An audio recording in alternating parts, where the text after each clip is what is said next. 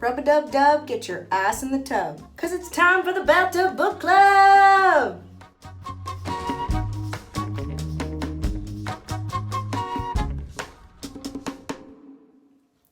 What's up, bibliophiles, beer connoisseurs, and bath lovers? My name is Anna Acuna, and this is the Bathtub Book Club. The book club where every week I take a bath, read a book, drink a beer, and share those 3 B's with a you. So if you've been following my channel so far, then you know what the background of the Bathtub Book Club is. But if you are new to the Bathtub Book Club, let me give you the breakdown. So I started the book club because A, I love reading, B, I love beer, and C, I like taking baths. So why not put all these 3 things together and then share those experiences with you guys?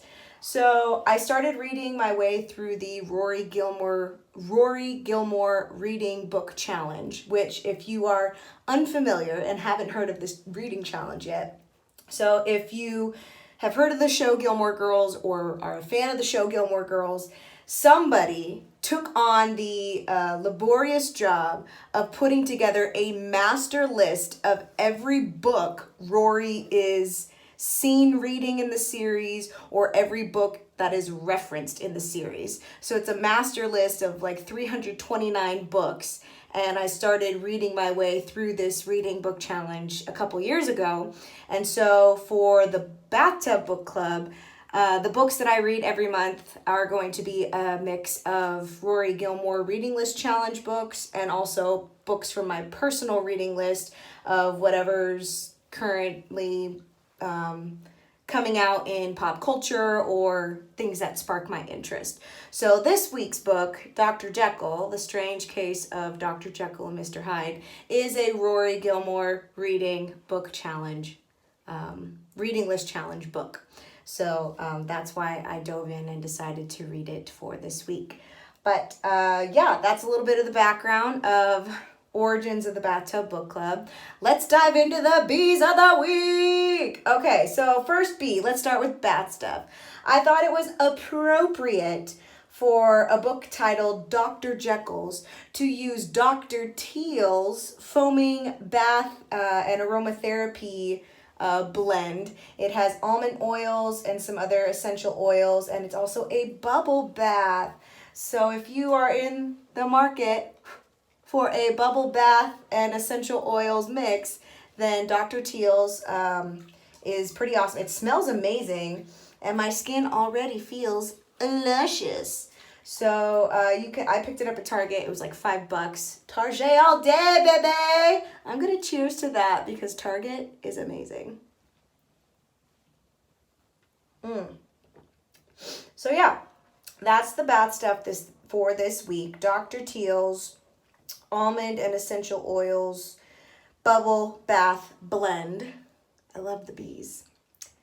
Let's move on to the beer of the week. So for my newbies, again, every week I try to pair the beer and the bath stuff I use with the title of the book or the theme of the book.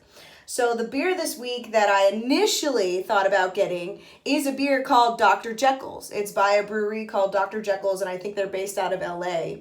And I was like, well, this is perfect. Dr. Jekyll's, boom, done. But then when I went back to go get said Dr. Jekyll's beer, it was no longer available. It was not there in any of my local bottle shops. And ain't nobody got that time to drive all the way out to LA from Orange County on a busy work week. So I had to improvise. And then I came across this gem at one of my local bottle shops. It's called The Dissident by Deschutes Brewing Company out of Oregon.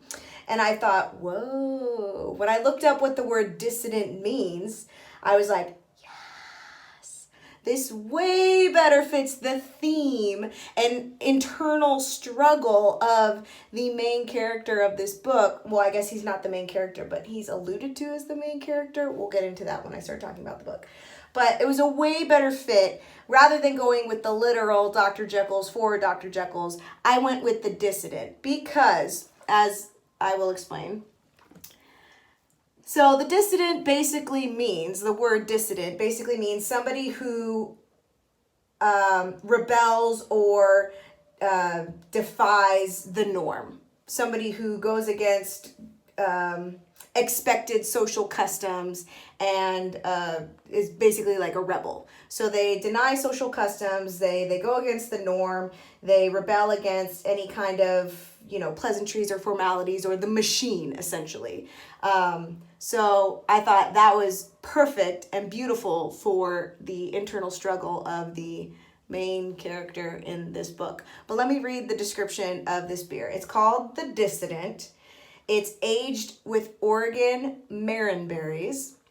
It is an ale aged in oak from Deschutes Brewery in, specifically where in Oregon?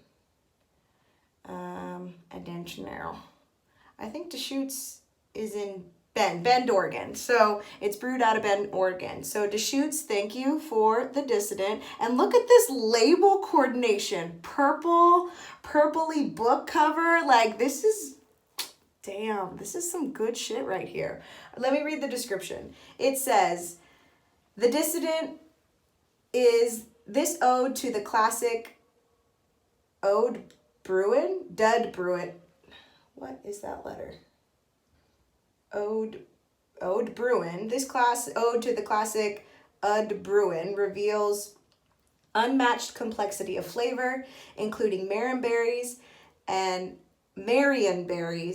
oak with a pleasant, bright acidity, and it is unlike anything else we brew, worthy of the name The Dissident.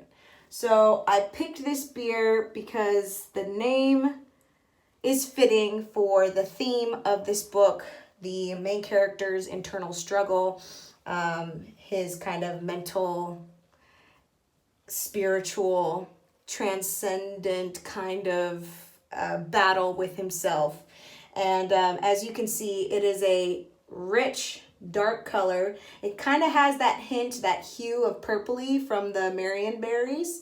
And let me give it a smell. It has a nice fruity smell from the berries. It's very light, so what I mean by light, it's obviously not a light color, and it's not light in, what's the alcohol content? It is 11.7% alcohol. I was not expecting that. So it's 11.7% alcohol. I'm gonna get lit. But obviously it's not light in alcohol content or in color. What I mean is it's light in the mouthfeel is how brewers describe it. So like with a stout or a porter, you get that hearty, heavier kind of mouthfeel, but this is very viscous, light, it's smooth, it's crisp, it's on the crisper side. So yeah, it's I don't want to say watery because it's obviously not the correct description, but it's more on the watery side as opposed to the more thick. There we go. Okay, it's a thinner liquidy mouthfeel as opposed to a thick, hearty mouthfeel. There we go. That's what I wanted to say.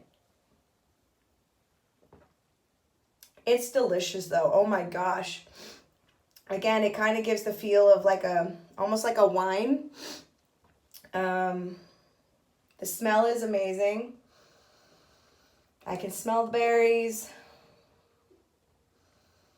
And I can smell like a woody smell, probably from the oak. And when I first poured it out, it had a really good head, a very fizzy head. It had that nice sound of the fizzy bubbles of almost like when you pour a soda out, that carbonation. It had a very fizzy head and it fizzled out pretty quickly. So the head didn't stay too long, but it did have a good head for 5 seconds, and it made that nice fizzy sound before it fizzled out. So this is the Dissident by Deschutes Brewery in Bend, Oregon. Thank you for creating such a delicious beer for me to pair with this week's book. And I poured it into it's called a no-nick glass, because it's got the little bow. It's not like a traditional shaker or a tulip that's just straight out. It's got a bit of you guys can see it.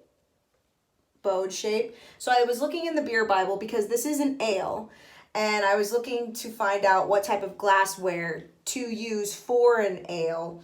And the pictures that they described said that this is good for American ales, and the other, I wish I had looked up because it's a higher alcohol content. So a couple weeks ago when I did Bottle Logic Brewing's beer, Fundamental Observation, that was 13.5% alcohol, but it was a stout. It was an imperial stout, and so I served it in a snifter. So it was a heavier beer by mouthfeel and also heavier on the alcohol content side. This, on the other hand, is heavier on the alcohol content side, but it's lighter on the mouthfeel side. So it's like, it's a thinner drinking beer. So if I were to compare the two, it's like, in terms of mouthfeel, the Imperial Stout from Bottle Logic was more like a smoothie, whereas this ale from Deschutes is more like a juice, if I want to put into those terms. So like a juice, it's just all liquid. A smoothie, you got chunks, it's more filling and hearty, and you guys are getting the analogy, the picture that I'm painting here.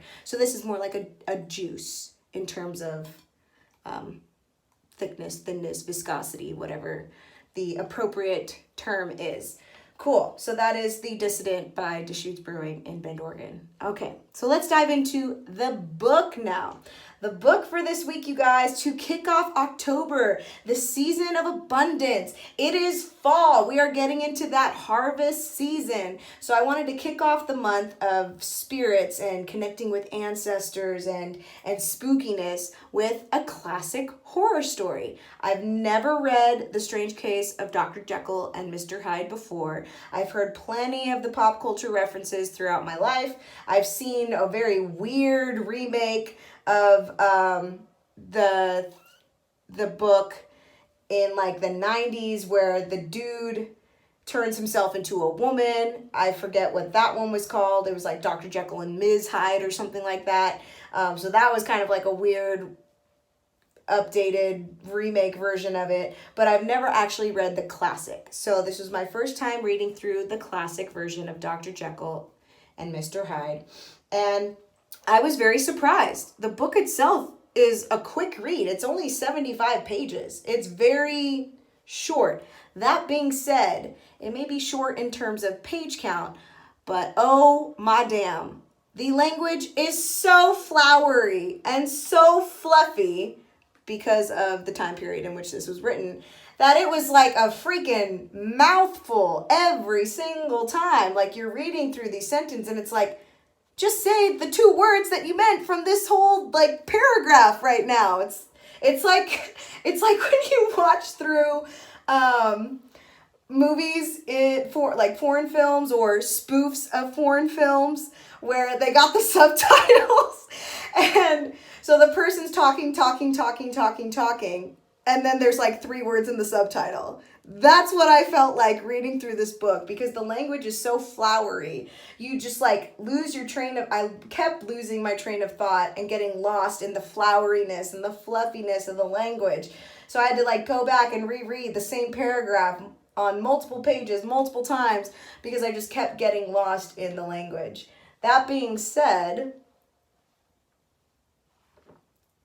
it's beautiful language. It's a beautiful use of the English language. All right, so let's get into Dr. Jekyll. I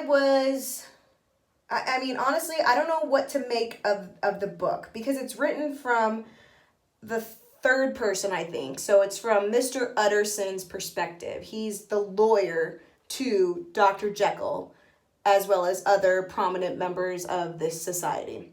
So it's written from his perspective, and it's his perspective of his friend's gradual demise, essentially, and the things that he witnesses and what he thinks about certain choices and decisions that Dr. Jekyll is making, or certain events and situations he finds himself in.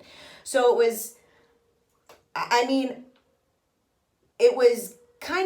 it felt distant. It felt really distant because you're getting this guy's perspective, but it's not really getting into the action of like, or the meat. I really like the first person account because I want to know the internal struggle of the individual. Like, again, I love those deep dives, you guys. I'm a Scorpio, so I love those deep dives of death and rebirth and getting to the meat and the bones of whatever issue or situation or internal struggle, whatever it happens to be. I love having those conversations and going into those moments. And so having this written from the perspective, third person perspective of his friend who's not really involved directly in anything that's going on, he's just reacting to the things that he's seeing. It's all like after the fact.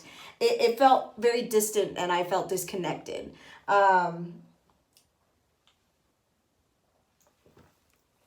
So with that in mind, it was interesting the way that these men interact with each other, because it's all formalities. And maybe that was another reason I felt disconnected, because all of the pleasantries and formalities and fluffiness of living in this society at this period in time, it's so freaking exhausting. And it's all so structured and designed to keep people at a distance and to maintain those boundaries of propriety and that decorum, those expectations of society. And so, like, I totally feel where Dr. Jekyll's coming from. Like, on the one hand, he's talking about his indiscretions just being inappropriate for a man of his stature, of his status, of his position at that period in time. Like simple things of him wanting to go out gambling or him wanting to, they never directly say, it's all alluded to. He just keeps talking about his indiscretions, or he loves the pleasures in life, but they never specify what exactly those things are. Like, is he hanging out in the brothel all the time? Is he a big gambler? Does he like to just go get drunk and crazy and do karaoke at the bar? What are these indiscretions? What are these pleasures of life that he enjoys? They never specify. They just keep it very surface level, very vague in terms of what he means. But I can imagine for a man in his position in this period in time, anything outside of the pleasantry and formality of high society is considered an indiscretion, is considered wrong for him to enjoy. And that could be anything from just wanting to go gamble and enjoy his weekend, or wanting to go hang out at the brothel. I mean, shit, my girlfriends and I go do drag brunch these days in 2019, and it's not considered an indiscretion or wrong in any way. It's interesting how he's like, just again, keeping in mind the changes in times, the changes of the times, the things that were once taboo, the things that were once frowned upon and looked down upon are now everyday common experiences, and nobody bats an eye at it. So it's like, I felt for him in that whole struggle of wanting to break free of the restraints of his status and his position and the expectations that were placed on a man of his position. I relate to that 100%.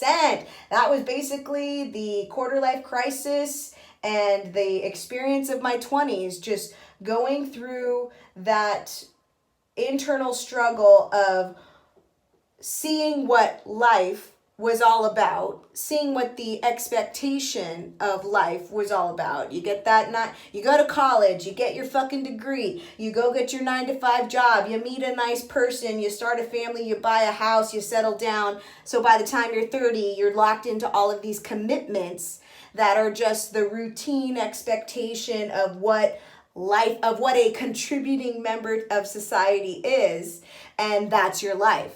And I was looking around, when I came out of college at 22, 23, and I'm immersed into the real world, and I'm looking around at all these adults, and I'm seeing how exhausted they are.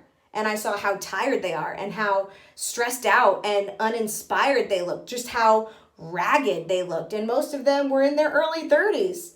And for the older, like, midlife group, they were going through their own kind of transition and changes. And so I looked at this and I was like, is this what being an adult means? Is this what being a contributing member of society means? Like, being exhausted and tired and looking battered and haggard, and like, you just go do your job and you're part of the rat race, you're just a cog in the machine, and that's your life. And I was like, fuck that. No, that is not for me. I am like, when I read through the synopsis for this book, like, the first 40 pages are the synopsis written by the woman Jenny Davidson. So she does the synopsis, and she gives a little historical context and background of the author, Robert Louis Stevenson, who is a Scot, by the way, my fave. But he was all about that bohemian life too. And I felt connected to him, to the writer, reading through her historical account of his life when she was sharing certain parts of how he felt burdened and how he felt held back by the expectation of meeting his family's legacy and becoming an engineer, and how he, like, basically resented his father for, like, holding him to that standard of, you know, the familial expectation and what you're going to do with your life. And he was totally the bohemian. He wanted to travel around and live that free lifestyle and not be bogged down by the minutia of society and those expectations. And I was feeling that 100% because I went through that in my 20s too. Like, not wanting to be a cog, feel like a cog in a machine and be bogged down by the rat race to the point where I sacrifice my own creative fulfillment or own pleasure just to be a contributing member of society and be able to pay my bills and pay off my debt and all of these blah, blah, blah things. So, like, reading through Dr. Jekyll was a trip because even though this was written 200 years ago, or excuse me, this is 150-ish years ago, 1870s, 1880s. Excuse me, 130 years. 100-ish years ago. The themes are the same. For creatives especially, for creatives, artistic people, bohemian, whatever you want to call it, we don't want to be bogged down by societal expectations. Like, we don't want to be forced into a position that makes us feel restrained, makes us feel restricted. And that was like my learning journey. That was my journey in my 20s of just figuring out that, oh, these traditional, conventional professions, jobs, positions are not a good fit for me. Even though I can do them well, I do enjoy them, I see the difference they make, there's still that important, valuable to me piece missing of that creative fulfillment, that full autonomy, and so that freedom, complete freedom to be as expansive and expressive and fulfilled as I want to be. And for some people, those positions fit right. Like, it was all about understanding what my personality was best suited for. And then going through the purging process and the healing process and the self-awareness process of accepting who I am and being okay with what is right for me and letting go of the expectation of trying to keep up with the accomplishments and achievements of everyone else in my family.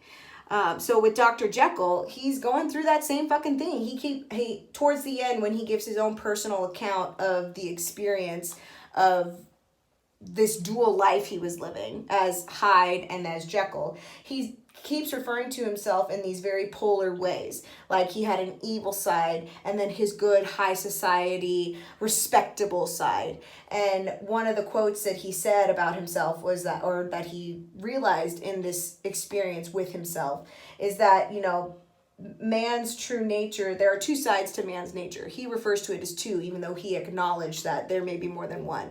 And it's true. Like, we are so often fit into these boxes of, oh, you have to be the teacher, or, oh, you have to be the good corporate son, or, oh, you have to be the good lawyer, or the doctor, or whatever it happens to be, whatever, like, that expectation is for you, or that expectation is for the individual. There are these boxes that we are forced to fit into: being feminine, being masculine, looking like a woman, looking like a man, all these freaking boxes that people expect us to fit into so that they understand what we are and they can comprehend what we are in the world. And it's like, what I am, who I am, what I do, it has nothing to do with you. It's a personal choice. And so, like, we need to stop putting ourselves and other people in these boxes of our own expectations. Like, stop putting people in boxes. And yes, we all play a role. When you work a job, you play a role at that job. 100% I acknowledge that. That life, we're all, Shakespeare's famous quote, or if it wasn't, whoever it was, life is a stage and we are all merely players, right? Like, we're all playing a role, whether we're the role of mom, we're the role of the prodigal son, we're the role of the freaking doctor in high society, we're the role of whatever it happens to be. We're all playing roles, right? But what I took away from this, and from my own experience of figuring out what my role is, what I want my role to be, it's up to us to figure out and to choose intentionally what we want our role to be. We don't have to play a role for someone else's life, especially when it comes at the expense of our own personal, mental, emotional, physical health and well-being. Like, don't play that role. I have left so many jobs in my 20s because as soon as I felt a hint of not being respected, of having my contributions, my ideas dismissed, belittled, degraded by some condescending corporate cunt who derived their personal value from their hierarchical based title. Fuck you. I am not about that. Titles mean nothing. Title to me. To some people who have a personality that suits a hierarchical based structure, titles are very important. They like the boundaries. They like the structure. They like knowing where they fall in the ladder and they like knowing where their role is. Okay? But for me, where things are more fluid, titles mean shit. It's like, I don't care what your title is. Do the freaking work. And just because you may have a title that's higher than me doesn't mean that my contributions are less. Doesn't mean that my role is less significant. Like, check yourself, bro. Check yourself for a second. Because if you're living under that illusion that because you have a title, whether it's director or manager or CEO or whatever, if you're living under that illusion that your title gives you the right to treat all the pawns beneath you like garbage, you are like woefully mistaken. You are woefully mistaken. Because if you were truly a leader in your position, you would acknowledge and recognize and understand that the only reason you are able to have the freedom that your title affords you to focus on more complex or creative ideas for the company or whatever it is you're doing, you would understand that all the pawns below you are giving you that freedom. That without them, you would not be where you are. So it's like everybody with these titles and boxes and labels and deriving their personal value and self-worth from their title, it's like, good luck to you. Good freaking luck to you. So with Dr. Jekyll, again, just tying it back, I understand this struggle that he has of wanting to be free from the restraints of society, wanting to be free to live life in a way that is most gratifying and fulfilling to him, wanting to enjoy the pleasures of life without feeling guilty, without feeling shame, which was a word that he used to describe his escapades. Without feeling shame. Whatever you're into, as long as you are not harming another person, which he kind of murdered a couple. He like stomped on some poor little girl and then he murdered a dude. So we're gonna that's the line. We draw the line. As long as your pursuits are not harming another human being or are not at the expense of another human being, another living being, another living creature, whatever it is, as long as it's not at the expense of life, you do you, boo. You do you. Like, go out, live your life, like live your best life, you know? Damn, this shit is strong and I have not had very much of it at all. But it probably doesn't help that I'm in a hot tub and I'm probably getting a little dehydrated. So yeah, the story itself was interesting to read these perspectives, you know, from over 100 years ago, and how that's been the quest of man probably since the dawn of time, trying to figure out, or at least until our frontal lobe became more developed, and complex thinking and discernment and the whole what is my purpose in life question just started to come up. Once we reach that level, you know, Abraham Maslow's hierarchy of needs, guys, the 7 chakras, guys, same thing. Look it up. If you have not looked this up, look it up. Look at a side-by-side picture of Maslow's hierarchy of needs and the 7 chakras. They're the exact same fucking thing, except one was Eastern medicine, and they came to that conclusion millennia ago, and the other is Western psychology and thinking, and they came to that conclusion in the last couple hundred years. So just put that in perspective. But once our basal needs are covered, once we're no longer foraging for food or fighting saber-toothed tigers or trying to figure out where we're going to sleep for the night, once those basic survival needs are covered, then we can start thinking about more complex things like our social interactions, our relationships with other people, our relationship to ourselves and other people, and ultimately at the very top, the whole self-actualization thing, like what is my purpose in life? So this is a man in a very prominent position in society who has every possible convenience available to him. And from my perspective, my takeaway, my interpretation of the narrative is that he reached a place in life where he was, and again, he was also in his midlife. The writer made it clear that he was at an age where he was in his midlife. So he's going through his midlife crisis, you guys. This is a midlife crisis in the ink, in the writing. This is a midlife crisis. Excuse me.